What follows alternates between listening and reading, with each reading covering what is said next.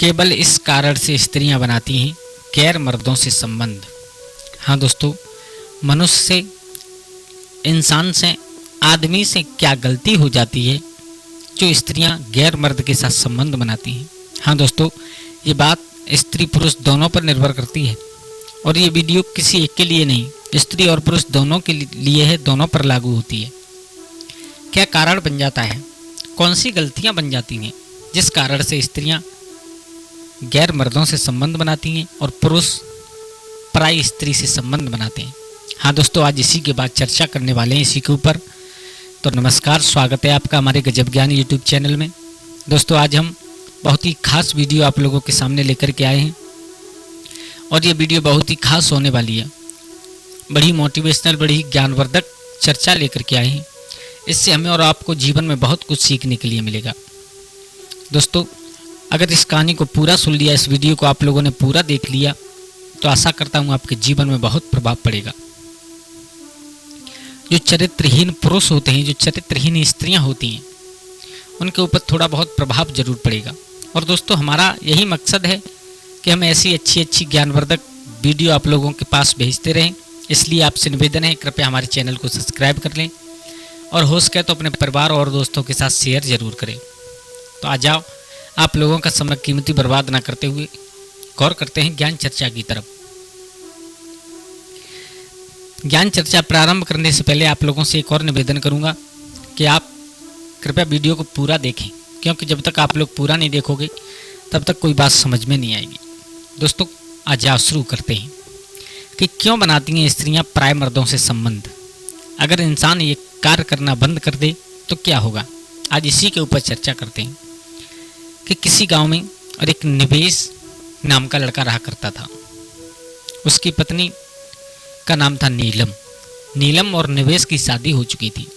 दोनों बड़े प्यार से अपने आंगन में रहा करते थे। लेकिन जिस ऑफिस में नीलम काम करने के लिए जाता था, जिस ऑफिस में निवेश काम करने के लिए जाया करता था, उस ऑफिस में एक लड़की से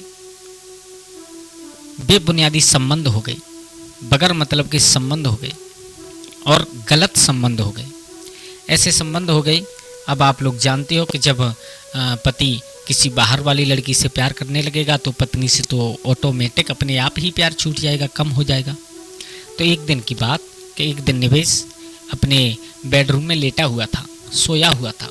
लगभग ऐसा कोई रात्रि आधी हो चुकी थी।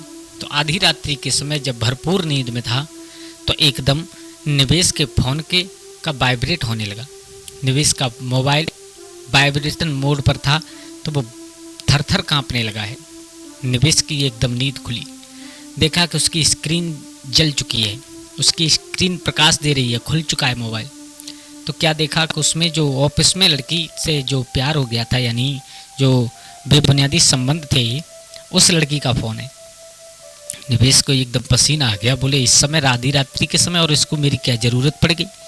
निवेश ने कुछ बुदबुदाते हुए फ़ोन को हाथ में लिया और उस फ़ोन को रिसीव करने की बजाय उसे कट कर दिया। कट करने के बाद व्हाट्सएप पर जा कर के एक मैसेज लिखा और उस मैसेज में लिखा, अभी मैं आपसे बात नहीं कर सकता, मेरी बीवी यहाँ पर है। मेरे भैया, अब निवेश ने अपना फ़ोन रख दिया बेड पर, दोबारा वापस लेट गया और जैसे ही लेटा निवेश देख रहा है शायद कोई मैसेज का रिप्लाई आए। तो तभी तुरंत एकदम फ़ोन की लाइट ऑन हुई, एकदम फ़ोन जला। निवेश समझ गया था कि मेरे SMS, मेरे मैसेज का, मेरे व्हाट्सएप का, चैट का और रिप्लाई आ चुका है। मेरे भैया उसने फ़ोन उठा करके देखा तो देखा उसमें लिखा हुआ था कि थोड़ी देर आप बाहर जा कर के बात कीजिए, बहुत इमरजेंसी बात करनी है आपसे, बहुत महत्वपूर्ण बात करनी है आपसे। मेरे भैया अब क्या था, निवेश कमरे की लाइट बंद थी, ऑफ थी। निवेश एकदम उठ करके अपने कमरे से बाहर निकला, चुपके से बिल्कुल। और चुपके से बाहर निकला तो उसकी नज़र ये नहीं पड़ी कि मेरे कमरे में मेरी पत्नी है या नहीं है। वो तो समझ रहा है कि लेटी हुई है, लेकिन वो नहीं थी। अब बाहर निकल करके गया, एकदम बालकनी में पहुंचा, उसकी लाइट ऑन की।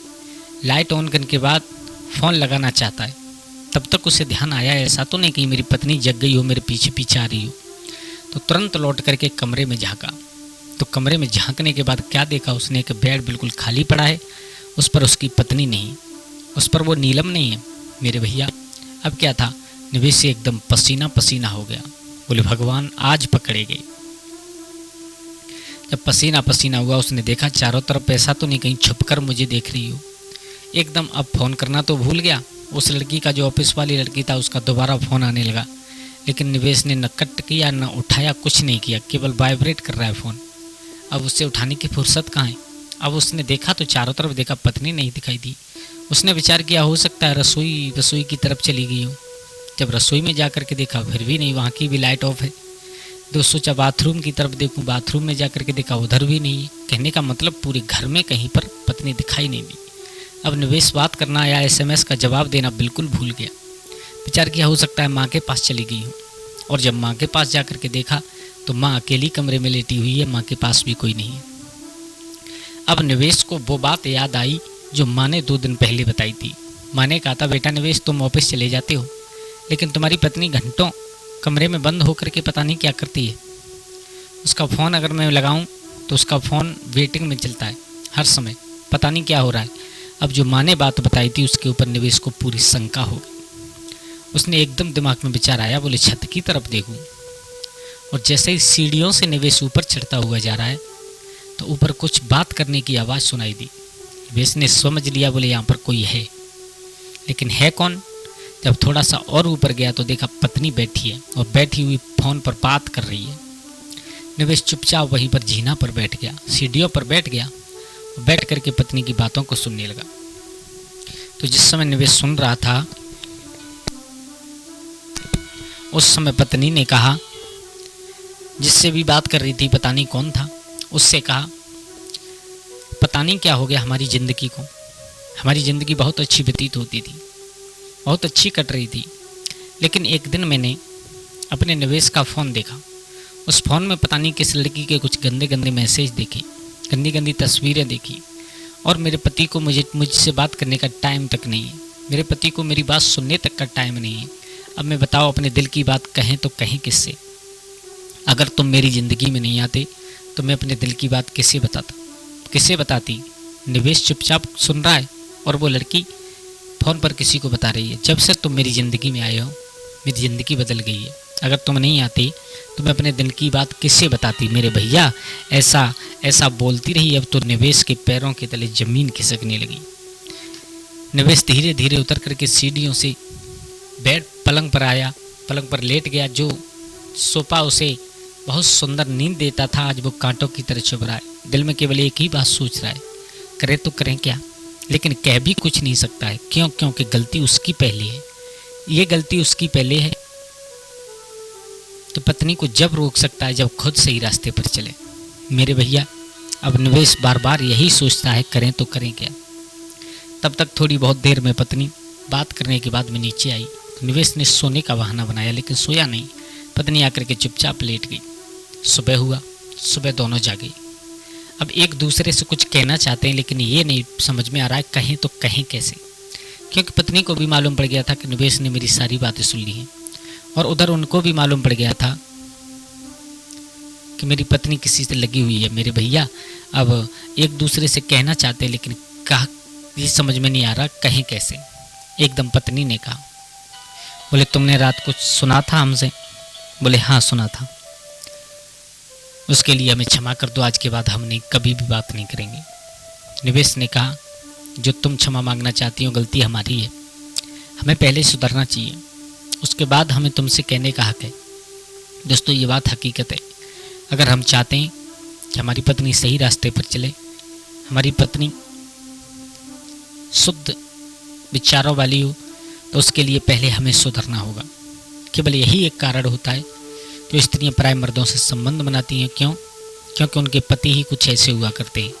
तो दोस्तों ये बात दोनों पर लागू होती है, स्त्री और पुरुष दोनों पर।